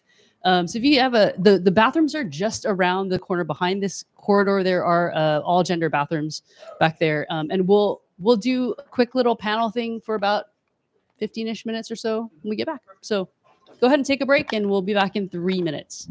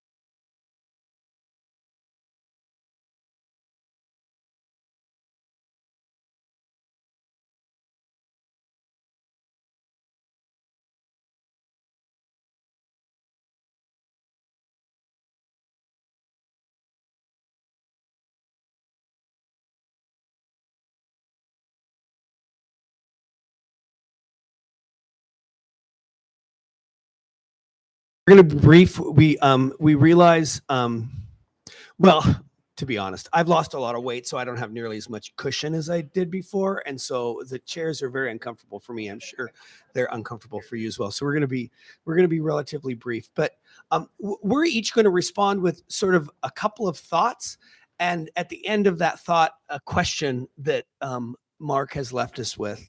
And I just want to say I so appreciate you coming into the incredibly woke and progressive Northwest and criticizing our love affair with Joe Biden. That it was very helpful. So thank you for that. And thank you for all of that. I think it was framed really well around the prophetic call at the end. One of the things that I think about a lot with Christian nationalism, regardless of party, regardless of positioning, is that, when I hear your lecture, I realize the American church was not complicit. We were culpable. We were an active participant in theological frames that actually perpetuated these ideas. And one of those ideas is a real misunderstanding of election and how that gets sort of manifested in exceptionalism. And the thing that I think about in responding is, if we misunderstand this idea of chosenness in our Old Testament text or election in our New Testament text, it really causes us to be resistant to, should I say, critical historical narratives that challenge that election. And that's what I find myself sitting with here. And this is where I would pose a question to you, or a quote question for all of us, is I love that idea that you bring out around common memory and the importance of a common memory. And what I keep thinking is, if we are sort of invested in this misunderstanding or this misapplication of election, and we are in denial of any historical narratives that challenge that, I just keep asking myself, how do we get to a place where we can have a conversation that leads to a more collective or common memory, is what I'm thinking. Yeah. I so appreciate everything. You're going to have to lean back. I'm sorry. Yeah, way back. I so appreciate everything you brought. What I first ran into because of your work around trauma. I'm a mental health counselor myself. And so some of the ways that you were utilizing history and trauma to give language for what I was experiencing in my own body around my desire to live into what I would say was my own faith. And so I love the way that you've kind of invited us into that. And what I've always heard in that, and I think I heard echoed tonight, was the reason for doing that is not to increase shame or to, like you said, with fragility, smash it or protect it, but to move us towards connection, to move us towards actually having a conversation, towards conciliation. And I think that's always been the hope for me in being able to have a way to talk about why we even can't talk about these things, or what's happening when we try to have a conversation around this. And so to be able to invite us into a place where, at least for me as a counselor, like, oh, there's a lot of categories around trauma that I can bring in here. There's a lot around my body. There's a lot around psychology. There's so many things that I can bring in, and suddenly realizing those don't have to stay out the door. And I don't have to just, for myself, split. Trying to be quick here, but the other thing that comes to my mind is our colleague O'Donnell Day likes to say, kind of ask the question, what is the fate of pain? And I think about that, of sort of, as you're telling the story and as we're listening, and you're both inviting us to enter into a common narrative as Americans here, but also then to recognize how that is living out in our bodies right now, and to kind of question, what is the fate of the pain that was then, that continues to be passed on, that we then pass on to other people. So I just, so appreciate the way you've not just invited us into learning something, but then also experiencing something together with you. And thank you. And yes, thank you so much for just giving us so much to chew on. And I imagine a lot of us are leaving with a lot of good questions and wondering, and maybe a lot of discomfort, which we tell students here all the time to lean into discomfort. And but one of the things that when you're talking about the Lincoln and the clearing the pathways of the Trans-Pacific, one of the thoughts I had was that I don't know if people know this, but a lot of the labor that was gone and done by the railroads were by Chinese Americans. And so I was like, those were my people. Those were my people that did the labor, were paid low wages for that in the name of this thing. And so then when you talked about trauma and pits and HTR, I'm like, what if, especially as Asian Americans, as a Chinese American, what if I'm a part of both? The perpetrators in some way, shape, or form as being trying to coddle and be as close to whiteness as possible, but also having this historical trauma that's in our bodies as well. And so it made me curious about that. But what I loved about this call to, as both Ron and Paul have already noted, the call towards this, what does it look like to have a collective memory? And I'm brought back, I think about like inherited trauma, intergenerational trauma and all that. But you said something at the very top of the hour when we're acknowledging the land that we're on, and you said, we're still here. The reality is that we're still here. So that means that there's some sort of resiliency that is built in as well.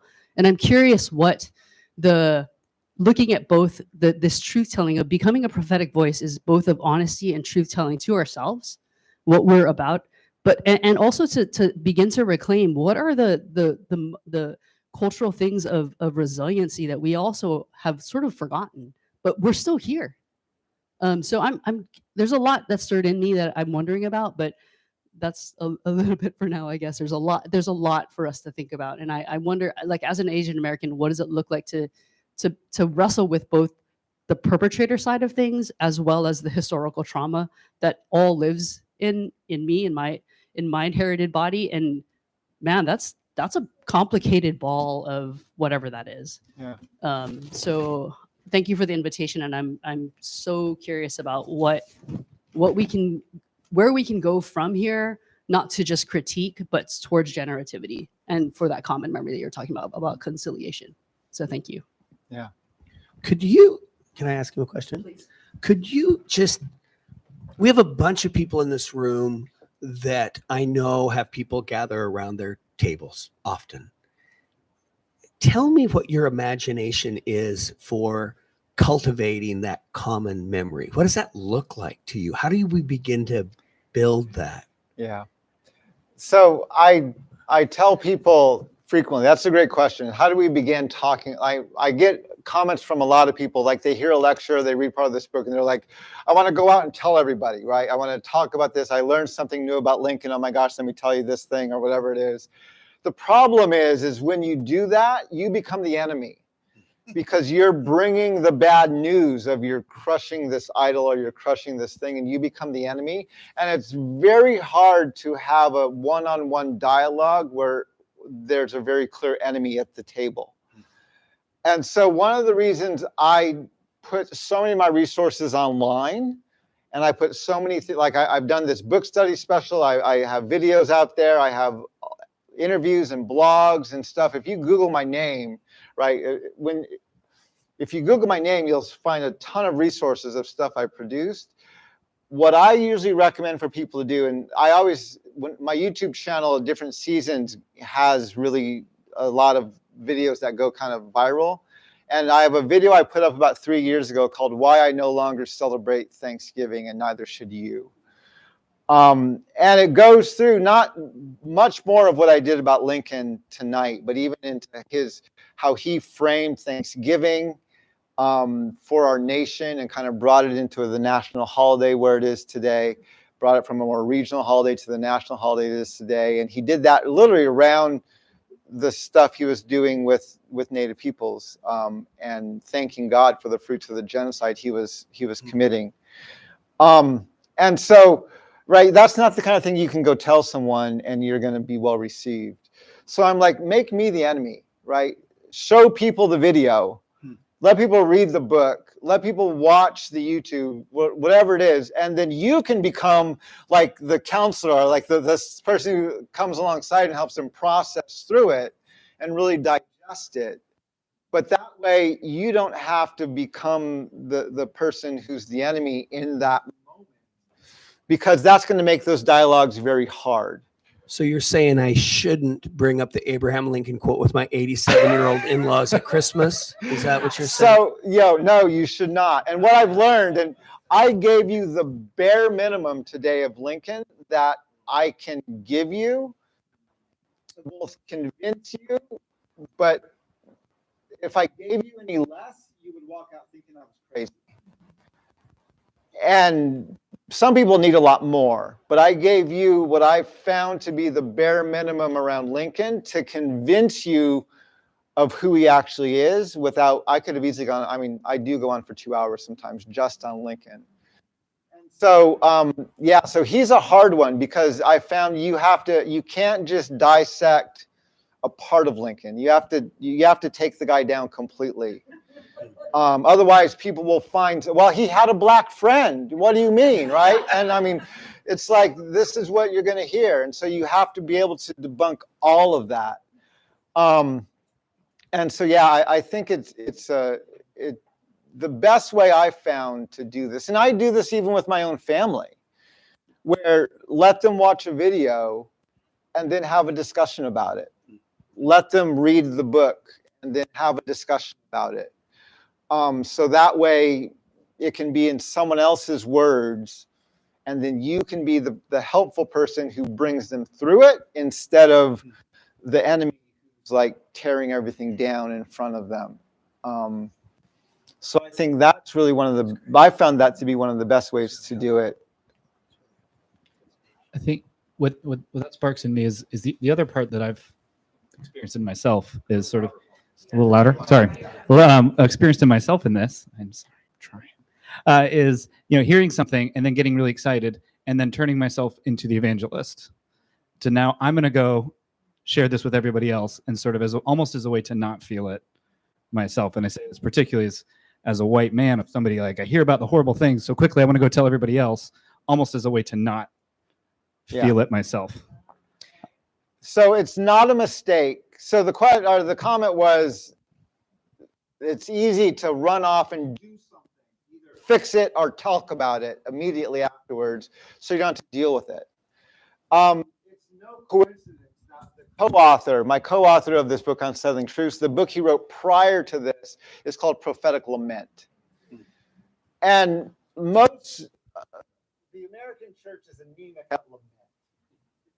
We don't like lament. We can't even get through Good Friday service, right? We have to end it with some triumphalism. We can't even end that in lament.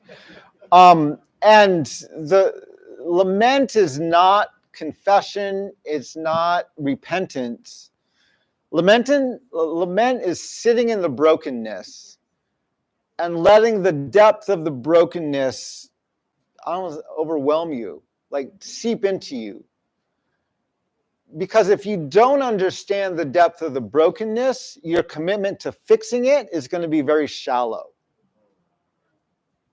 And so if you don't take time, and so one of the end of the book, the call is to lament. When people ask me, what do I do with what you told me? My response is, you need to lament. You need to not go out and talk about it or fix it. You need to study it more and sit in it and allow the conviction that comes from that, because fixing this is going to be hard. It is not going to be easy. And if you're not convinced of how broken it is, your willingness to fix it is going to be it's not going to be a very deep commitment. And so, yeah, I encourage people to read my co-author's book, Prophetic Lament, or even to just Google his name, Soong-Chan Rah, and Google lament. He has a lot of talks online about lament as well. He and I have done several things together. That's also online. But yeah, that's really the next step for this, is to go into a process of lament so you have a much better understanding of the depth of the problem. What that sparks in me is this thought, starting with what you started with the sunrise. What I wrote in my notes when you talked about the sunrise was that it was a faithful practice. And I wonder, even before we get to this becoming prophets thing, is that we just need to lament and make that our faithful practice. And the thing, I was at a talk that you gave like a couple years ago at a church somewhere in Seattle, North Seattle. And I remember someone asking like, but how long do we do this for? And you can say what you say, but Yeah. I Yeah, was really so struck by that. My response, so again, the American church hates to lament. We can't get through a Good Friday service. You know, Soong-Chan has done research onto how anemic we are at lament based on the songs that we sing. And so maybe they're like, well, can we do a service of lament, or can we do a night of lament, or maybe a 15-minute segment of lament? And I like to talk about going into what I would call a season of lament. And the reason I use the word season is because it's Creator who changes the season. So when you lament, when you read the scriptures about lament, when the people of God lament, God always allows God's people to lament longer than they're comfortable with. God always shows up, but God does not come quickly. And because we as a nation are so anemic at lament, our churches are so anemic at lament, the black churches and other churches of color are better at lament than the white churches are. But because we're so anemic at lament, we never stay in lament long enough for God to show up. So because of that, there's a whole side of God's character we don't know, because we never stay in lament long enough to meet God there. And that's the side of God that's going to lead us out of this. And so I tell churches, go into a season of lament and then allow God. And when you read the Nehemiah laments, other prophets lament, right? When God shows up, God always has a call or a command that's much bigger than what the person lamenting thought it was going to be, right? But because they've been in lament, they're ready to take on that challenge or to pick that up. You know, if I wanted to, I could easily guilt a lot of people into giving some money in a form of a check after these lectures, if that was my goal, right? I'm not trying to raise money. I want to have a national dialogue on race, gender, and class where people are willing to come and put their land titles on the table. That's a really expensive conversation, right? I could much easier get, most of you would rather give $50, right, than have a simple conversation with your land title or your aspirations for a land title on the table. And so, again, that's the difference between a lamentable conversation and a non, without lament, I could get $50 from you all pretty easily. Only with lament will I even have a chance of having a conversation where you're willing to put your land title on the table. Kathleen O'Connor, in her book Lamentations and the Tears of the World, she it's a theological reflection on the book of Lamentations and lament, and in it she uses this one frame where she calls it the power of the missing voice. And she articulates very clearly that God is never named or mentioned in the entire book of Lamentations. And her argument is because the voice of God too often squishes the voice of pain. And the voice of pain has to have the opportunity to come to the surface. That God has to be silent long enough for that voice to, and I keep thinking about this in relationship to what you're saying, that sort of that pregnancy to not jump too quickly to the resurrection to really experience what we need to experience. Yeah. I think if I can jump in, the other part that I love that you're inviting us to is also a communal thing. This is something lament is, and I think about the difference between lament and grief. And as a counselor in therapy, we often invite people into grief, and so much of therapy is individual. It's me with one other person. And that can be beautiful at times, but also can further reify this idea that it's something to go do by yourself and go do alone, as opposed to this communal form of common storytelling, of telling a common story of truth and conciliation. And I love that invitation into it, something that we have to do together. And I think, I would say Seattle, and I think our school in particular, we've struggled at times with dialogue, with coming together, with actually facing one another in pain. Yeah. So I love the invitation you're giving us to do this collectively. It makes me think about, like, when we're thinking about doing it together, like, who are we thinking of in our mind's eye when we think about the people that we would gather with? Are they people who are only like us, or are they people of a diverse sitting there? Because that's even more uncomfortable, because they're going to grieve in a very different way. I'm trying to think about, like, that would be really uncomfortable, actually, to make space for different cultural expressions of grief and lament. And how do we remain there long enough before getting too activated and all the things, right? Yeah. Anyway. I often, during the writing of this book and the last 20 years of my life, I've gone through many seasons of lament. And for me, lament is not sitting in sackcloth and ashes and just crying my eyes out. That's not my experience of lament at all. My experience of lament is it's sitting in the brokenness. It's also working really hard to resist the urge to fix it too soon. And I find, especially early on, I had to refrain myself from wanting to get too active to fix something. I'm like, no, I'm trying to lament this, which means I need to look more closely at the brokenness, not fix it just yet.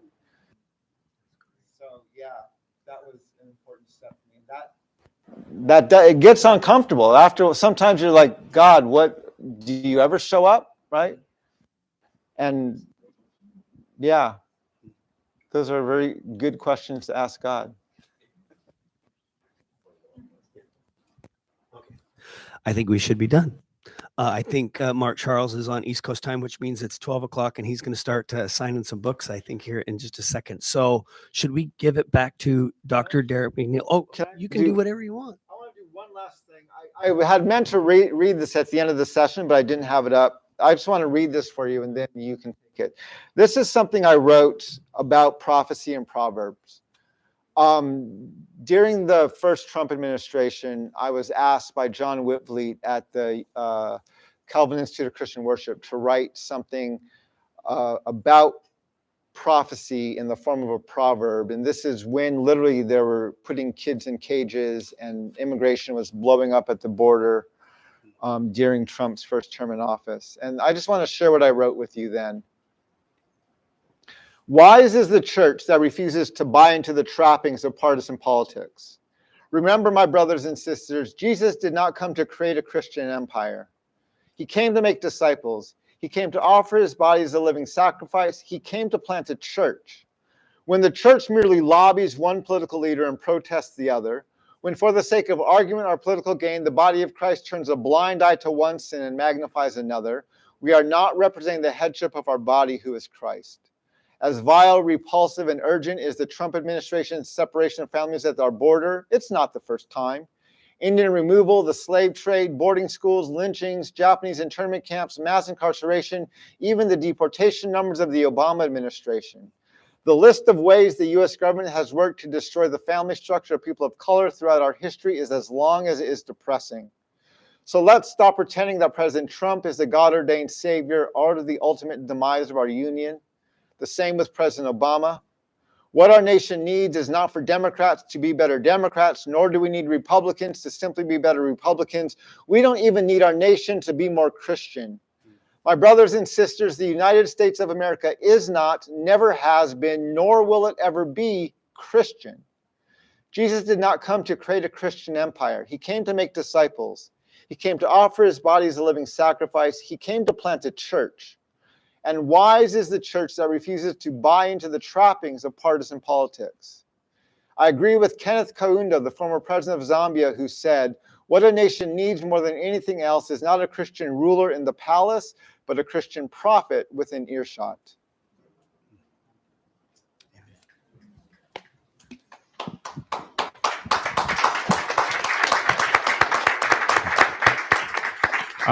Just want to thank you deeply. It's hard to actually express the thanks that's in my spirit belly for what you bring to us. And may we find our prophetic voice.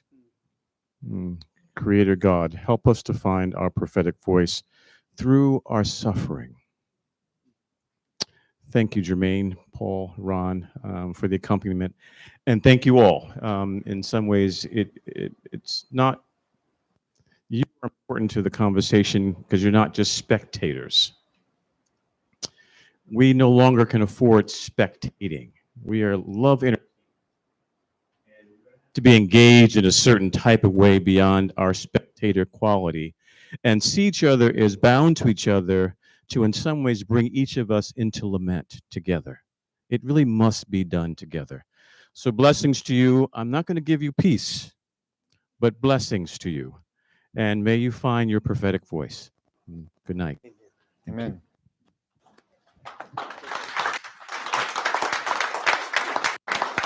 Thank you. Yeah.